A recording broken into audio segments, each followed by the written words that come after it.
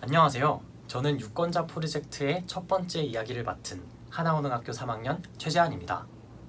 이번 영상에서는 제21대 국회의원 선거에서 새롭게 바뀐 점들에 대해서 다뤄볼 텐데요. 이해되기 쉽게 쏙쏙 집어서 알려드릴 테니까 끝까지 집중해서 보셨으면 좋겠습니다. 그러면 함께 알아보러 가시죠. 21대 총선에서 나타난 가장 큰 변화는 크게 두 가지가 있는데요. 첫 번째 변화는 바로 선거권 연령 하향입니다. 올해부터 2002년 4월 16일 이전에 출생한 고등학생 또한 투표를 할 수 있게 되었는데요. 청소년도 투표권을 행사할 수 있게 되면서 후보자들은 청소년 복지 정책을 신경 쓰지 않을 수 없게 되었습니다. 겨우 그 정도 가지고 무슨 호들갑이냐고요? 시민 한 명의 표가 대한민국 정치의 역사를 바꿀 수 있다는 사실 알고 계셨나요? 2000년 제16대 국회의원 선거에서는 단 3표 차이로 당선이 결정되었으며 2008년 고성군수 보궐선거에서는 단 1표 차이로 당락이 결정되었습니다. 나 하나쯤 투표 안 한다고 뭐가 달라지겠어? 라는 어리석은 생각은 이제 버려야겠죠? 올해 선거에서 생긴 두 번째 변화는 준연동형 비례대표제입니다. 준연동형 비례대표제, 이름부터 참 어려워 보이는데요. 제가 아주 이해하기 쉽게 설명해 드릴 테니까 내가 투표소에서 던진 표가 어떻게 정치권에 영향을 미치는지 알고 투표하셨으면 좋겠습니다. 대한민국에서 법률을 제정하는 국회의원은 총 300명으로 소선거구제로 253명을, 비례대표제로 47명을 선출하는데요. 소선거구제란 각 선거구당 표를 가장 많이 받은 한 명의 대표를 선출하는 방식을 이야기합니다. 아니 그러면 이렇게 300명의 국회의원을 전부 선거구로 뽑지 왜 굳이 복잡하게 방식을 나눠서 뽑냐는 의문이 드실 텐데요. 예를 하나 들어보겠습니다. 100명의 주민이 있는 땡땡구가 있다고 해봅시다. 1번 후보자가 30표를 득표하고 2번 후보자가 25표, 3번 25표, 4번이 20표를 받았다고 가정했을 때 당연히 표를 가장 많이 받은 1번 후보자가 당선이 되겠죠? 그러면 이 선거구 주민 100명 중 70명의 의사가 선거 결과에 반영되지 않았네요. 이렇게 죽은 표들을 사표라고 부르는데 이 사표가 많이 발생한다는 것은 선거가 그만큼 국민의 의사를 반영하지 못한다는 것이겠죠. 실제로 한국은 이 거대 정당의 의석수 독식 문제가 심각한데요. 이 문제를 해결하기 위해 나온 것이 바로 비례대표제입니다. 선거 당일날 투표를 하실 때 색깔이 다른 2개의 투표용지를 받으실 겁니다. 흰색 투표용지에는 자신이 원하는 지역구 의원을, 초록색 투표용지에는 자신이 원하는 정당을 투표하면 되는데요. 이 초록색 표는 비례대표를 위해서 만들어진 표입니다.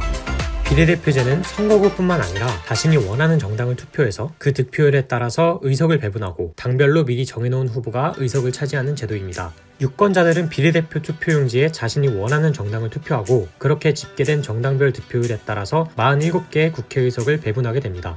우리나라는 소수의 의견을 보호하고 다양한 국민의 의견을 반영하기 용이한 다당제를 표방하고 있기 때문에 이렇게 비례대표제를 통해서 소선거구제의 단점을 보완하고 다당제의 장점을 살려내고 있습니다. 또한 유권자 입장에서도 선거구 후보자 따로, 지지하는 정당을 따로 투표할 수 있다는 점에서 비례대표제는 장점을 발휘하는 제도이죠.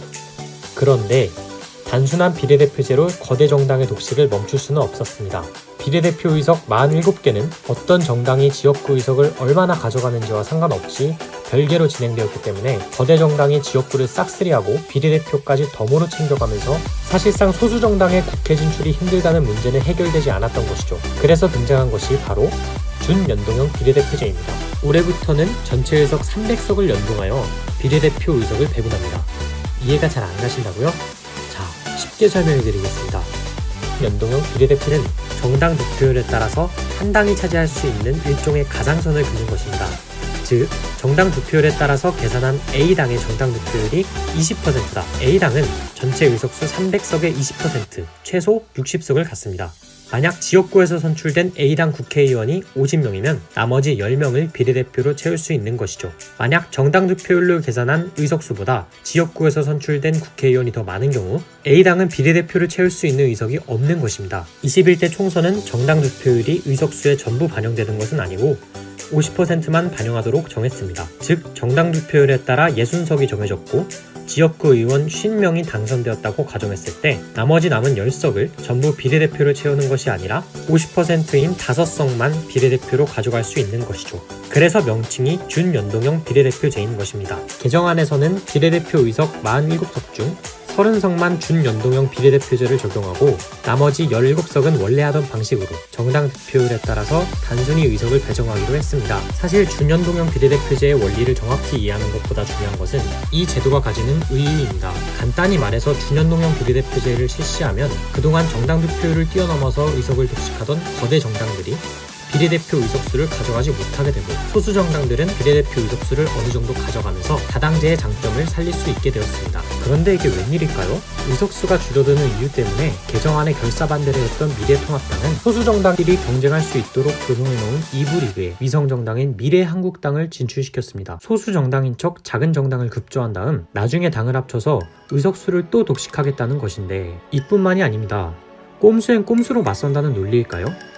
더불어민주당 또한 같은 방식으로 더불어시민당이라는 위성정당을 만들어서 진출시켰습니다. 어차피 연동형 비례대표석도 거대 정당에 쓸어가게 되었네요.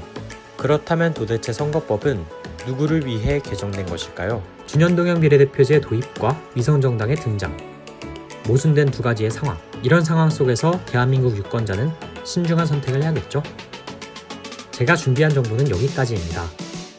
2020년 4월 15일 꼭 투표하러 가야겠죠?